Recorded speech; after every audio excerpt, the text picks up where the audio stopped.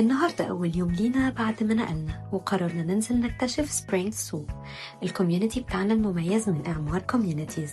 أول حاجة لفتت نظرنا هي الجراسري، مكان شامل مرتب وفيه كل اللي ممكن تحتاجه من غير لف ولا تعب. بعدها لقينا الملحمة، طازة وجودة تحس إنك بتشتري وإنت مطمن. والبوك ستور هادي مناسب للقراءة وأدوات مكتبية لأي وقت تحتاج فيه تركز أو يكون جو هادي حواليك. وطبعا البيكري القريبة مننا، ريحة الخبز والحلويات اللي تخلي اليوم يبدأ صح. وكمان محلات لمستلزمات التجميل والعطور واختيارات سريعة ودلع بسيط من غير مشاوير.